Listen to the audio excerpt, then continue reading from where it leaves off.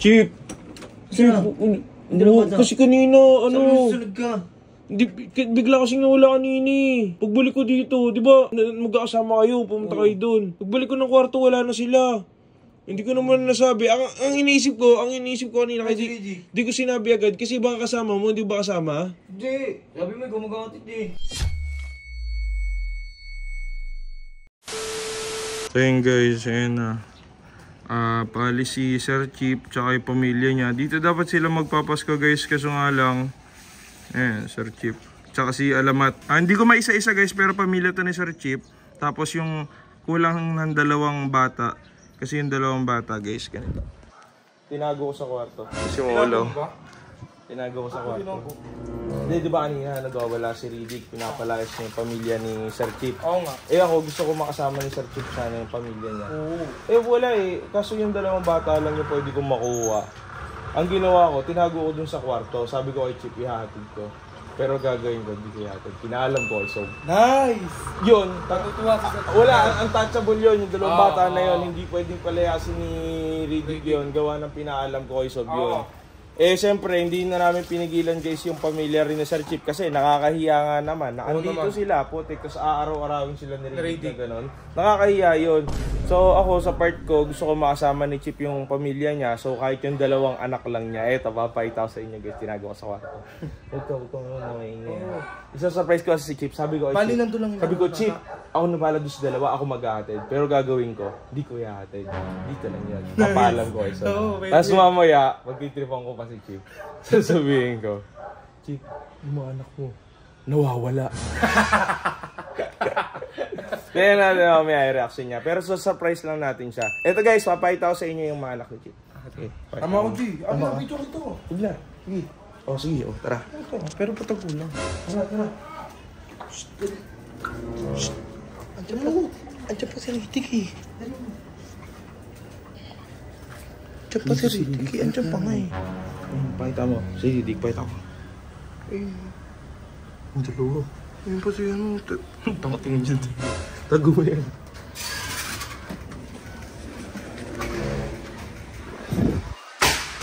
Ang palo. Andyan. Ito yung binila ko ng McDo.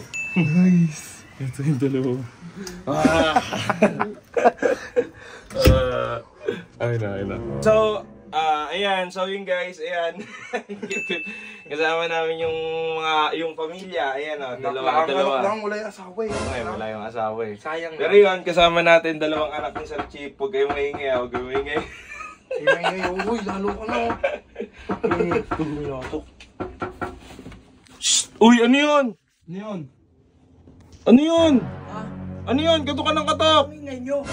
Wala. May ginagawa lang. Oo, wala. Doon ka na. Nag-e-edit lang kami dito.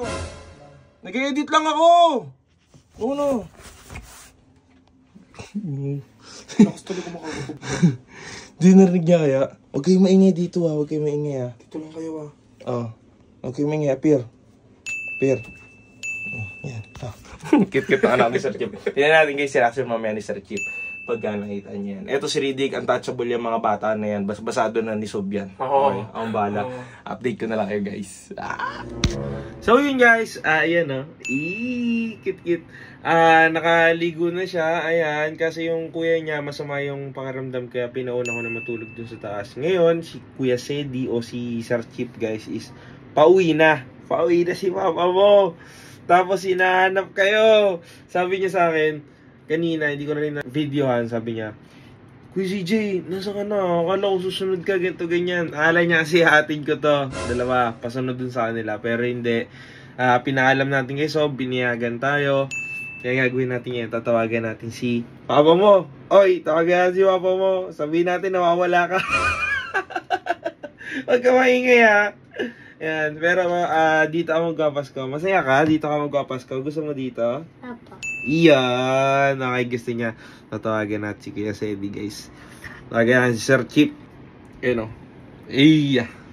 Tawagan natin.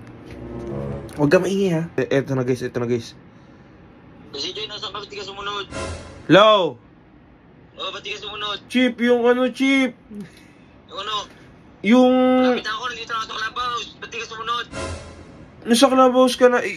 Chip, kasi kanina, pagbalik ko sa kwarto, yung anak mo wala na eh. Nawawala. Ano?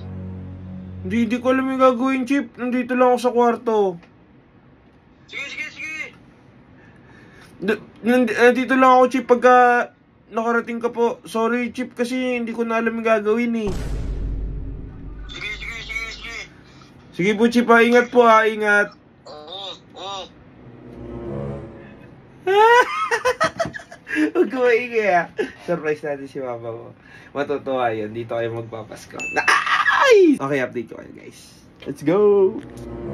And guys, narinig ko na. Ayun na. Narinig ko na. Lock muna natin, lock. Yun. Huwag ka maingay, tsaka lang. DJ! Chip! Hindi na ba Kasi kanina, Sunod ka. bigla kasing nawala kanini. Pagbalik ko dito, di ba, magkakasama kayo, pumunta kayo doon. Pagbalik ko ng kwarto, wala na sila. Hindi ko naman nasabi. Ang iniisip ko kanina, kasi di ko sinabi agad, kasi baka kasama mo, hindi ba kasama? Hindi. Sabi mo, gumagamit eh.